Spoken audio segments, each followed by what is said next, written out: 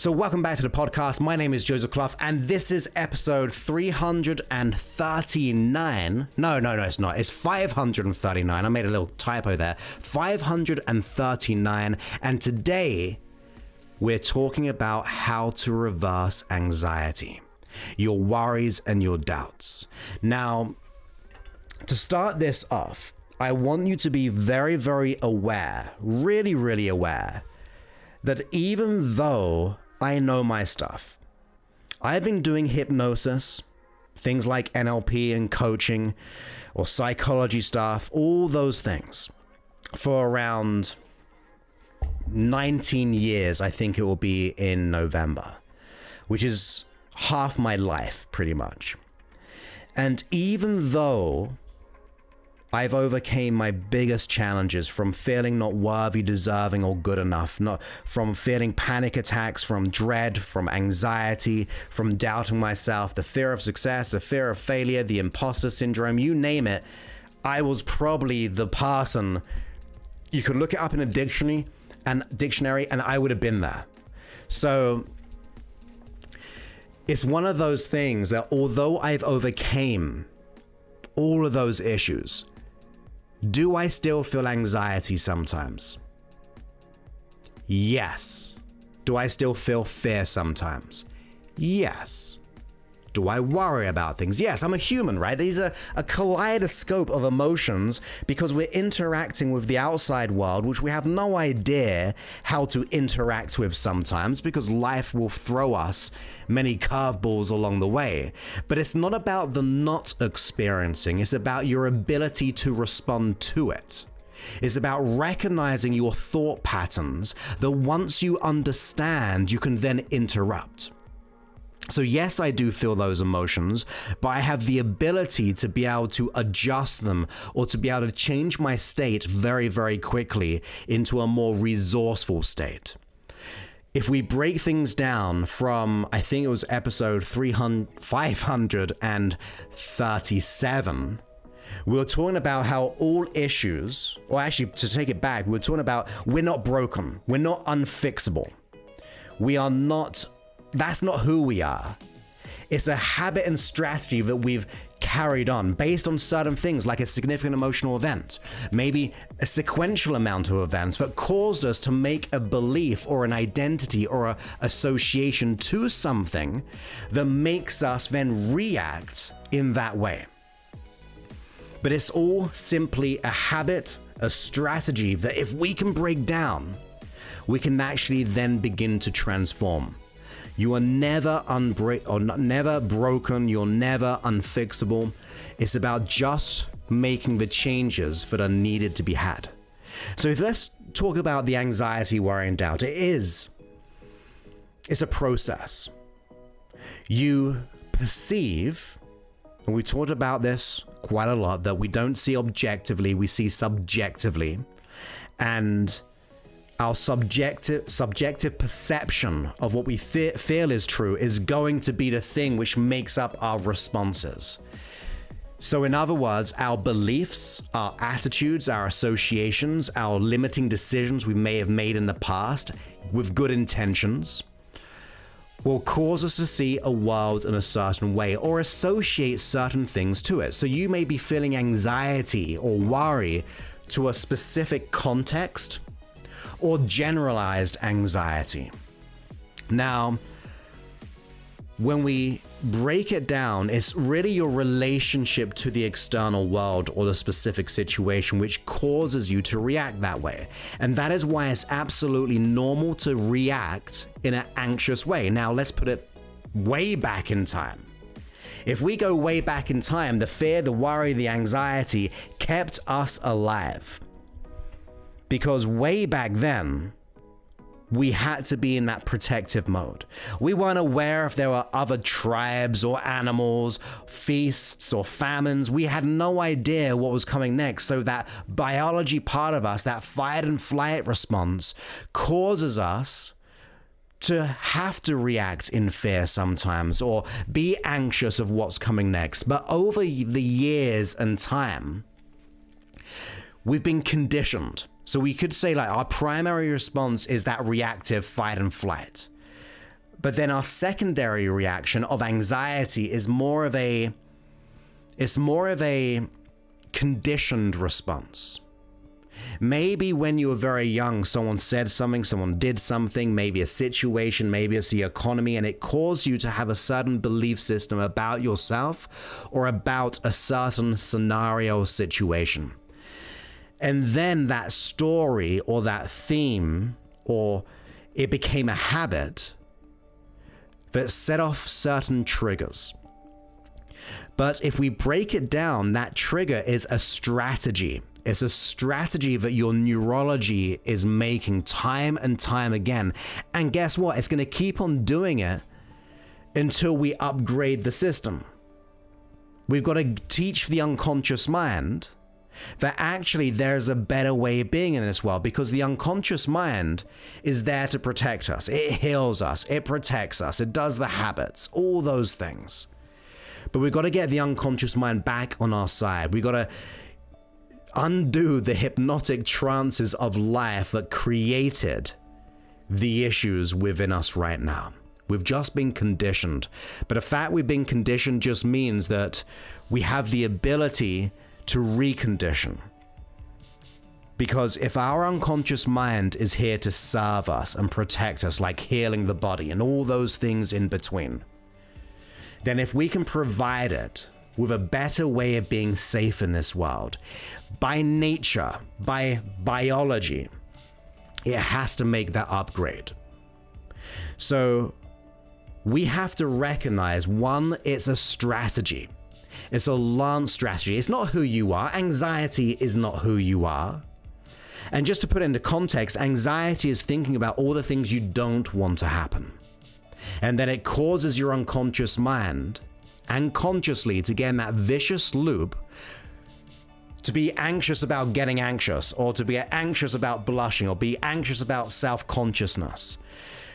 We kind of get fearful of the fear after a while. But if we can cause our unconscious mind to learn, to grow, to actually produce a better way of being safe, it has to transform.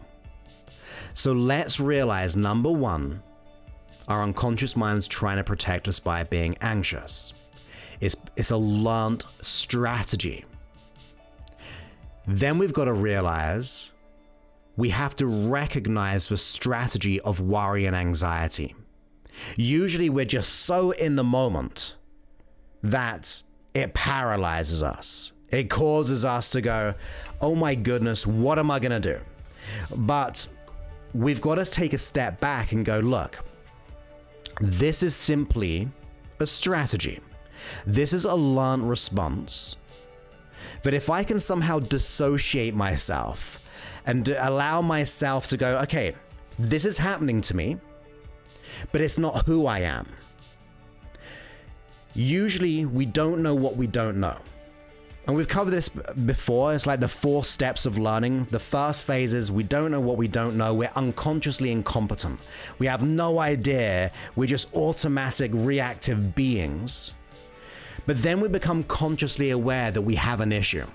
Now, when we realize we have this real issue in our life, it can paralyze us, or we can go, look, I'm going to do something about it. I'm actually going to do something about my life. And now we're consciously aware. And then the third stage is, okay, how can we implement this? This is like being consciously competent. It's like learning to drive. You had no idea. That's the unconscious incompetence. Then you get into the car, and then it's like really, really kind of clunky, and you don't know what's happening. It takes time to learn how to drive a car. That's starting to become consciously competent. But after you've been driving for a long time, it becomes unconsciously competent. That's the third phase, or the third stage. And then, or you could say, sorry, unconsciously incompetent first, then consciously incompetent, third stage consciously competent, and then the fourth stage allows us to be more natural at it. It becomes a habit, it becomes a strategy.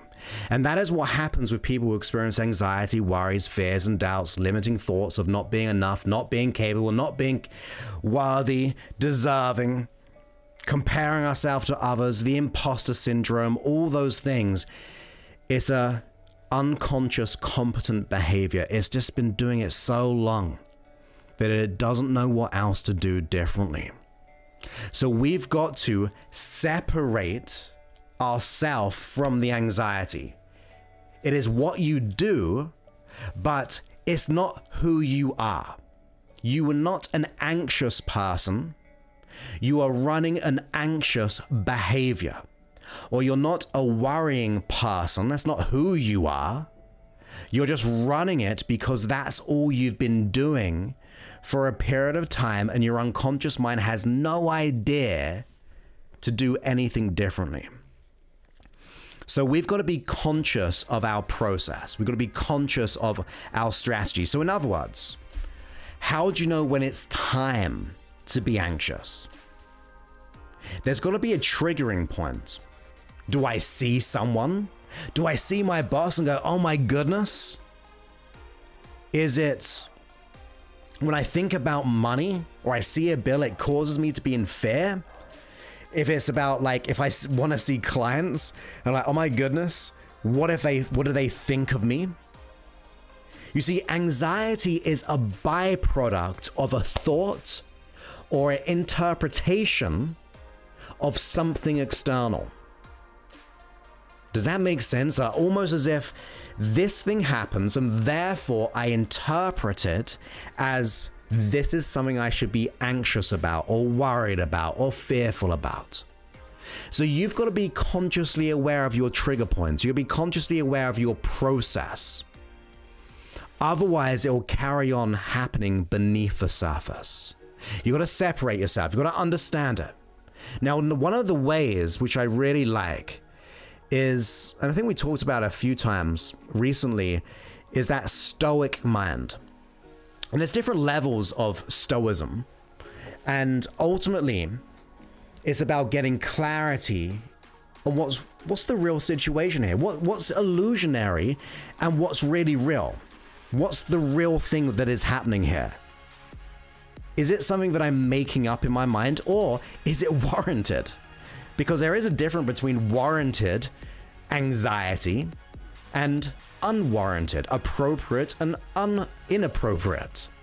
So we can change the same for fear as well. So sometimes it's good to be fearful. If you're in a situation where you're being attacked, fear will cause you to go, I need to protect myself. But if it's so overwhelming, so inappropriate that it actually causes you to self-sabotage yourself and not do what you love, not be the person you want to be, or not get what you want to be, then yeah, that's inappropriate. So stoicism and being stoic is actually analyzing what's really happening here. It's a separation. Is this real or is this illusionary? And what are the alternative scenarios? Because usually with anxiety, we spiral out of control of all the things that we don't want. And usually they're so illusionary that it would never happen, but you're in the moment. So therefore you cannot make a good decision.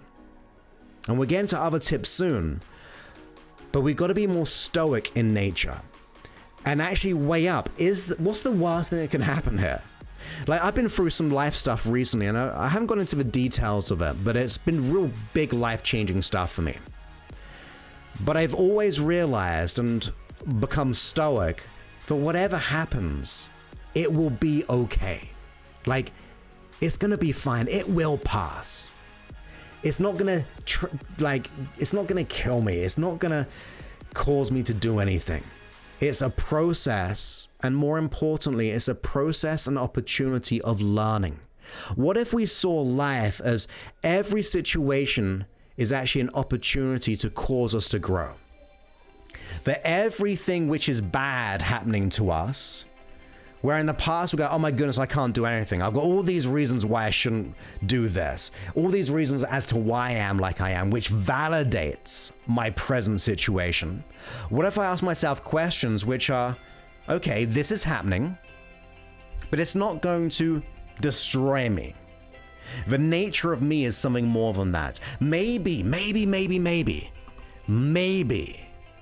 there's an opportunity here. Maybe there's a learning here. Maybe I can understand and grow because of it. Like, that's how I honestly see every problem. I see it as a challenge and an opportunity to grow. And that to me is a convenient way of evolving my response to things. So if we actually go, we're all anxious about this stuff. Well, what are the alternative scenarios? What are the alternative outcomes which I'm actually missing here? This is becoming consciously aware of your own process. This is going into the comparison of my anxiety to something else. What's the worst case? Are there good cases? Are there good opportunities from this? Because I've said this before, but the anxiety, worry, fear, and doubt that I experienced when I was a child, all the way up to my teens, was the best thing that ever happened to me. Yes, it was hell. Yes, I felt horrible. Yes, it was just terrible. But if it wasn't for the anxiety, I would not be here today doing what I do. It caused me to want to help people. I fell into it, but it caused me to wake up that actually there's more to life. So sometimes your anxiety is your wake-up call to take action. Think of anxiety. Anxiety is not something that I should be anxious about, because it's easy to do, right? Anxiety is a signal to focus on what I want. It's telling me this is what could happen, but now if I use that as a interpretation tool of, well, what do I want? What is something that I can do differently?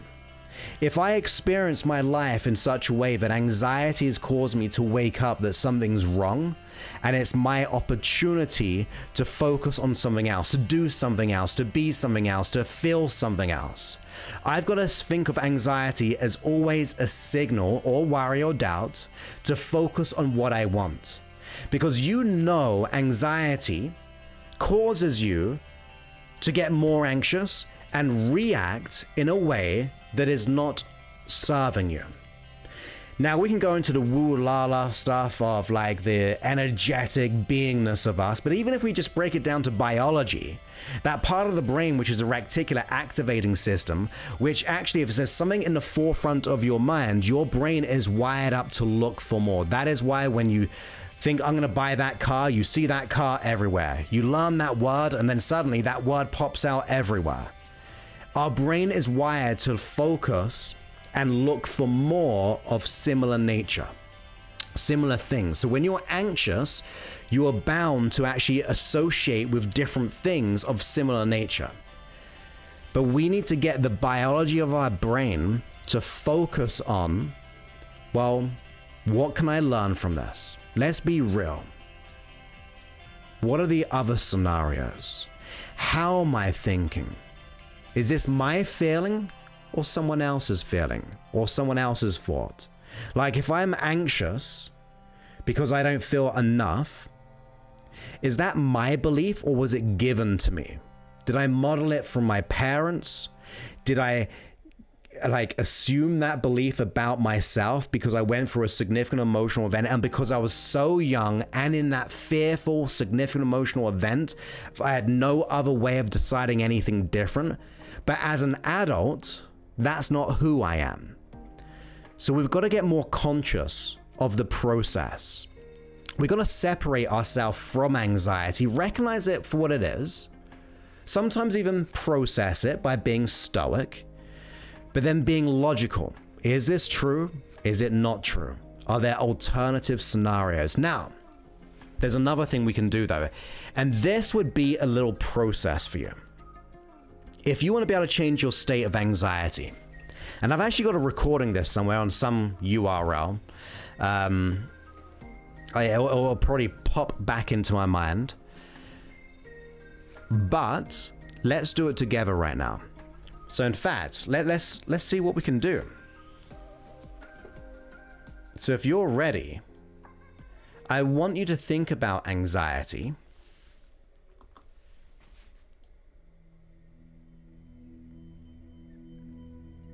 Just very quickly. I want you to know and consider how you experience anxiety. Think about the process of it. Like, it's usually happening so unconsciously, but it's so quick that we forget about it. But just for a few moments, notice how you experience anxiety, when it happens, and how it happens. So the first one, when, what are the trigger points? The second one being the how, or you could say even the where. Where do you experience it in the body? Do you feel anxiety in the chest? Do you feel anxiety in the stomach? Or worries or doubts?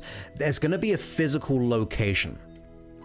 A location within you, because it's not without you or beyond you. It's within us. Now, as you notice it, I want you to imagine this. Localize it and imagine as if you were just taking it outside of you and putting it right in front of you, maybe about 3 feet away, maybe even 5 feet if it feels a little bit better. But I want you to notice that anxiety over there. Now notice that we can bring it back in if we want. Notice that if you were just to bring it back in, get used to moving it around. Imagine if it's back to where it was. And now imagine if you were to know which way would that anxiety spin. It's a weird question. But you notice anxiety, and you can notice this even now, or when it's happening. You might be able to grasp onto some of it now, but if not, you can use this later. But notice the feeling or the spin of the anxiety. Is it going forward in motion, in a circular forward motion? Is it going the other way? Is it going round on a more horizontal level? But notice that it must have this movement, because anxiety is a feeling and it moves. So however you notice that movement, then bring it back outside of you, maybe to that 5-foot point. Imagine it over there for a second. Put a color to it. And as you put a color to it, and it doesn't matter which one, whichever resonates with you, I want you to imagine if you were to speed it up, I bet you'd feel a little bit more anxious. But what if we started to go in the opposite direction? We start to allow it to spin in the other direction and make it slower out there. Slower and slower, and even change the color to it. Change the color to the most appropriate, most peaceful, most wonderful. Will give you more pleasure and more peace in that nice, slow fashion, way out there. Now imagine taking it and then just bringing it back on the inside again, in the same place. And notice how that anxiety in the past now feels different. You see, all we're doing here is starting to change our associations and the feelings of what anxiety is. It's a process. And once we start to recognize the strategy, it can cause you to feel better.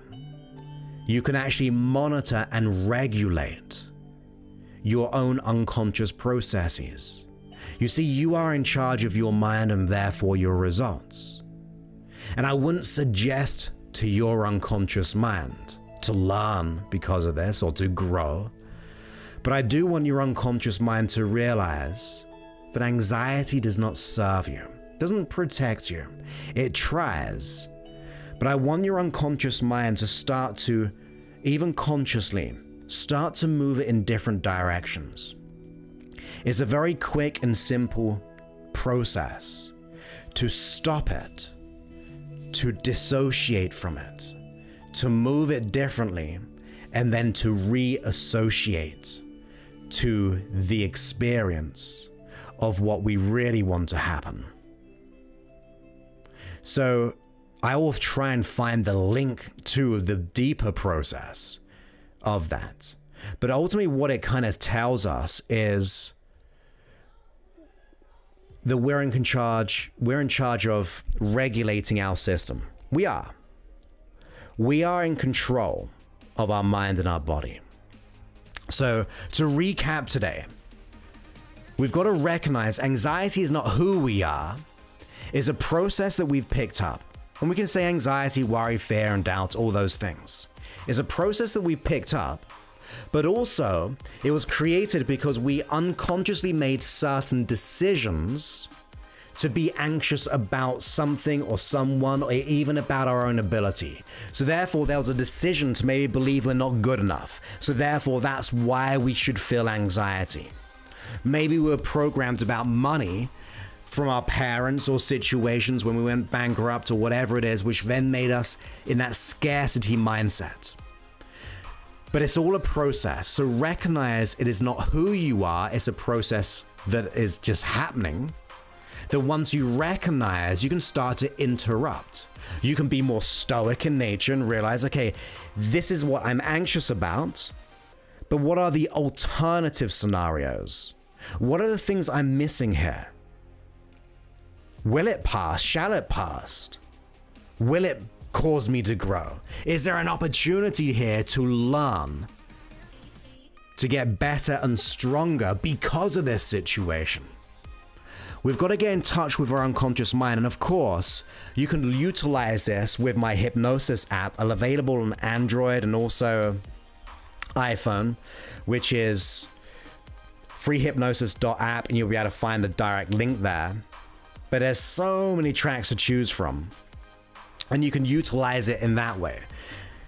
But recognize that if you understand how you do anxiety, you can then start to manipulate it and pre-teach it in different ways.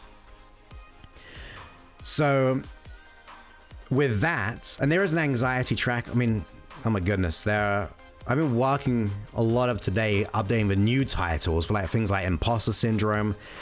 And when it comes out, we're going to have the variants of even the custom hypnosis sessions are going to be in the thousands of alternatives of hypnosis sessions technically. But basic level, we're going to have over 160 hypnosis sessions in day and night version, which is coming out at the same time. Let alone the custom creation of the hypnosis tracks, where you choose the main one and the symptoms and all those things. But realize anxiety is not who you are. It's a process you picked up, a process you can learn from. You've got to educate your unconscious mind that it's not protecting you, and there's a safer way of being, and how we can recognize how it happens in our body. And then if we shift it, if we turn it around, we're going to really make a powerful, powerful transformation within us. So let me go ahead and see if we had any questions. I know we've got a few or a couple. See what we got. Okay, got a great question right here. Where do you host your podcast? Audio only, so I can download and binge the crap out of it. Well, now, Bender, all you've got to do is go to freehypnosis.app, and then you can download the Hypnosis app, or just type in my name, Joseph Clough, Clough, Joseph Clough, anywhere. And it's going to be on YouTube, it's going to be in the podcast, on iTunes, and all those things as well. Great question here from Monica. You actually say it's probably a basic question. What's the difference between the unconscious mind and the subconscious mind? That's a really tricky question, because it depends how deep we go into it. But let me just bring it up again just so we can see it. It's all down to interpretation. I always say unconscious. I feel like it's deeper. And some people say it's the exact same thing. Some people may even say it's the halfway house between conscious and unconscious. I just like to go for the deepest possible one, which is the unconscious mind. But yeah, I mean, because there's so many different interpretations of it, it's depending what you feels best. And to be honest, that doesn't even really matter. Just realize, look, we're consciously aware of our existence, of our subjective reality We're consciously aware you're listening to me. You're watching me if you're live here, watching a replay of it. But then we have these subconscious or unconscious processes. And that's what we've got to change. We've got to resolve the limiting thoughts, the beliefs, the associations, the decisions of the past, even our values, which have been instilled upon us through our experience with relating to reality, which causes us to come up with a conclusion consciously and unconsciously subconsciously. However you interpret it is absolutely fine. There are just so many different variations. Just think, okay, that's my unconscious mind. How can I reconnect with myself to become more of myself? And to recap, we only have issues because we've been programmed by society, by the events, by the people, which of course come to a certain conclusion of how we evaluate ourselves or how we associate to those people, those situations or events. So because we're disconnected from ourselves, from that programming, we got to reconnect to that, whether it be subconscious or unconscious. So we can fall back into more alignment, oneness, peace, wholeness, all of those words, and allow us to be in control of where we're heading and what we're doing. Really good question. So I hope you've enjoyed this episode. I appreciate you all so much, and I cannot wait to speak to you soon on a future episode. And I wonder how many downloads we'll get this month. I'm aiming for 150,000 that is, and I think we can get a lot more. Okay, so we've got another question here as well. Steph says, long time no see. Is there a way to limit or reduce constant burnout and anxiety? Thank you. Okay, that's a really good question. Let's go there for a second. Number one, I did a little small process which will help. But talking about burnout is your body saying no. That's what it is, right? You're doing either too much or your body thinks it's doing too much. So therefore it's going stop. So there are a couple of things here. Is it, once again, warranted or unwarranted? If we're working out, like say in the gym, like 24 hours out of a 24-hour day, your body's going to go, that's totally inappropriate. So therefore it's going to shut you down. So there is that difference between warranted, which is, yeah, you've got to stop, and then unwarranted. Another example would be those who experience migraines a lot. Migraines, in my opinion, and everyone I've worked with to solve them, and I've never not solved a migraine, it's usually our body trying to get us out of a situation. It's trying to say, look, I'm not happy here, there's too much stress, and it tries to take you out the game, take you out the situation. So we can combine that with anxiety as well, because anxiety creates stress in the body, which creates burnout. So then we're gonna go, okay, if it's not warranted because we're doing things in a more appropriate manner, then there's obviously that inappropriate anxiety and burnout. And what is that about? What is that really about? Is it a conclusion? Is it a thought? Is it a belief about yourself? For example, if you didn't believe you're good enough, if you don't believe that you're capable in your job, for example, you might get so anxious, so worried that you're overwhelmed, that you feel burnt out. So therefore your body goes, let's get back to bed. Let's go and just relax. Same thing with chronic fatigue as well. Very similar in nature, I believe. Everyone I've worked with, same thing over and over again. It's a protective mechanism trying to get you out of a situation. So if that is true, and you actually said here you experience migraines, so it's unfortunate you're experiencing them, but I'm pleased that that resonates. We've got to then go, okay, what is causing me to feel migraines, causing me to have burnout, causing me to have anxiety? It's not the situation if it's unwarranted, it's about me. If I don't feel good enough, that may create the migraine or the stress or the anxiety. So in my opinion, don't work on the migraine. The migraine is a symptom, is a signal like anxiety to pay attention to something, that something's wrong in the body that needs to be paid attention to. Same thing as anxiety, same thing as chronic fatigue, something's not working. So what is the root of all those symptoms? In my opinion, it's usually, and there's on more psychological, I know there's physiological things when it's, or biological, where your body needs to be adjusted, or you need more vitamins or vitamins, and you need to look after your body. Yoga, running, exercise, like we need that holistic point of psychological and physiological. And that's why blood work tests are really good and things to recognize that. But let's say it is psychological. What is the trigger? What is the cause that creates the symptoms? I always say, imagine if we're going into a doctor's office and we said, look, I got a headache, I got a sore throat, I got a stomach ache, I got fever, all these things. If that doctor turned around and just said, well, here's one pill for the headache, here's one for the sore throat, here's one for stomach ache, here's one for the aches, the pain, the fever, you're taking 10 pills for the rest of your life to manage your physiological symptoms. That doctor's a horrible doctor. Let's kick him out and go to another doctor. Now, another doctor would say, oh, based on all those symptoms, the headache, the sore throat, the fever, the stomach, the aches and pains, I think that this is the issue. Maybe, I'm guessing you've got a bacterial infection.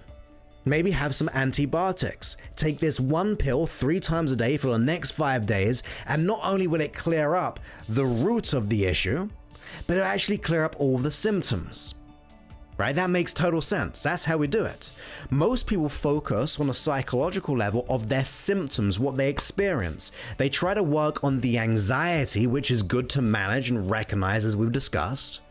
But the exact same thing, and we can spiral out to any issue. We got to recognize, well, okay, what's behind that? What is the root of it that once solved will transform all of it? Now, I personally cannot tell you what that is. You've got to find someone to solve that or work on it yourself. Like, you've got to go deep on it. Now, and this is not for, like, honestly, I don't think there's going to be for 95% of the listeners or the viewers right now. My program finds the root cause of an issue and solves it all, but it's in a specific context. But the reason why that, and I said the reason why, is because it gets the results by finding the root cause. It is more about things like imposter syndrome. It's about anxiety, worry, and all those things. It could be burnout as well, for sure, if it's in a certain context. But I work with business people, mainly entrepreneurs, or people want to up level their career. Like, that's just what my program solves. I've got one program, I've got all the hundreds of hypnosis sessions, but one program which is very, very tailored, like customized for you. And it just fits in that kind of small percentage of people, because that's just all it solves. But I would like you to think about it in that way, that okay, let's not focus on the symptoms, let's operate how Joseph's program is, which is finding the root cause of those symptoms. Operate like the good doctor. And that will cause you to transform. That will cause you to level up. If you focus on symptoms, it's like taking a pill for every one of your symptoms. It's like trying to pull the leaf of a weed and expecting the weed to not grow back. It's like having mold in the wall and just painting over it to make it look a little bit better. That is temporary, but it will come back, sometimes with a vengeance. And that is why we have to find the root of that situation. Really, really good question, and I hope that was of value to you and to everyone else, because we can relate that to everyone. And that's what I love about questions. Questions answer questions that people didn't realize they had until someone asked that question. So with that, I hope you enjoyed this broadcast.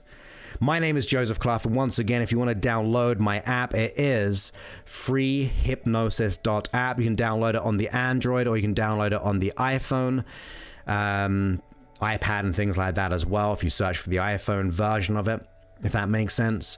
We are releasing over 60 new titles next week, hopefully.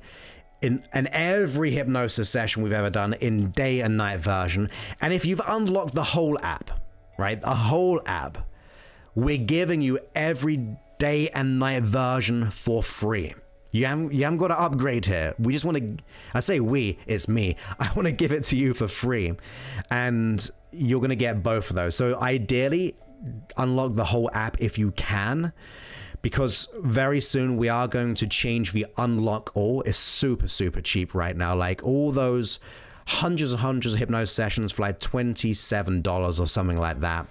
And soon it's going to be a recurring yearly fee of the same amount or even more, because I haven't increased the prices of my app in 7 years. So because we're doing all these upgrades, we are putting up the price a little bit per title, but you're going to get the day and night, so that equals out. But if you unlock it all right now, you're going to get it for the lowest price ever and have it unlocked for as long as the app is alive, rather than getting recurring yearly or small monthly fees. But oh, you're more than... Thank you, Steph. I really appreciate that. You say the whole app is awesome. Well, thank you ever so much. And thank you, Lisa, as well. You said, thanks, Joseph. Looking forward to the app updates. They're going to be awesome. I cannot wait. So with that, my friends, just know that you are profoundly more than you could ever imagine. You're more than enough. And together we can build a community and really get our life to where we want to be. And if you're interested in the program I was talking about, just go to josephclough.info/power, josephclough.info/power, and that way you'll be able to go for a little masterclass thing, see if it resonates with you, and then we can see what happens from there. So that's josephclough.info/power. And with that, my wonderful friends, it's great having you here. You have the most wonderful evening. I gotta cook my dinner right now. I'm gonna cook some quesadillas, gonna make some guacamole, going to make some salsa, all handmade, and I've got to do that we'll start in the next 10 minutes. So with that, my friends, I will speak to you all soon. Many thanks and goodbye.